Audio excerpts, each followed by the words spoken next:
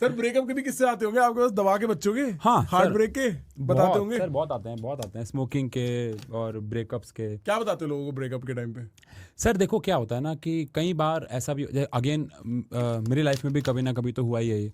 तो मैं हमेशा उनको इम्पोर्टेंस लाइफ की समझाता हूँ, क्योंकि जब बच्चा उस दौरान होता है ना तो वो एक्चुअली सुनता है चीज़ों को कि वो किस फेज से गुजर रहा है। सर मैं आपको एक अगर छोटी सा किस्सा सुनाऊँ, हमारी क्लास में 12th क्लास की बच्ची, मैं बेट लगा सकता था कि वो बच्ची टॉपर होती है। हमारी 2 जुड़वा बहनें थी, उनमें से एक थी वो टॉप मारती, 95 प्लस कहीं नहीं गए, हमारे बैच की टॉपर होती। अगस्त सितंबर अक्टूबर ऐसा हुआ, रिलेशन में आ गई। जो लड़का था उससे कोई फ़र्क पड़ता नहीं है, उसने दिसंबर जनवरी के टाइप्स ब्रेकअप कर दिया।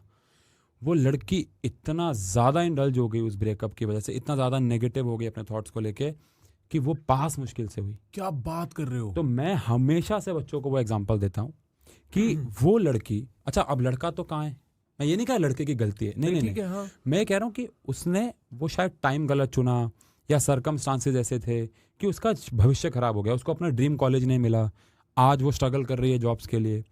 तो अगर एक ऐसे एग्जाम्पल जब सेट किए जाते हैं बच्चों के सामने तो कहीं ना कहीं अब अगेन ये किसी के हाथ में तो है नहीं, तो हमेशा से मैं बोलता हूँ बेटा ज़्यादातर लोगों से बात करो, इसमें भी कुछ भलाई छुपी होगी, इन अ पॉजिटिव वे मोड़ना पड़ता है उन बातों को। बहुत सारे केसेस हैं सर, बच्चे अपने आप को बाथरूम में बंद कर लेते हैं, 1-1 2-2 घंटा बाहर नहीं आते,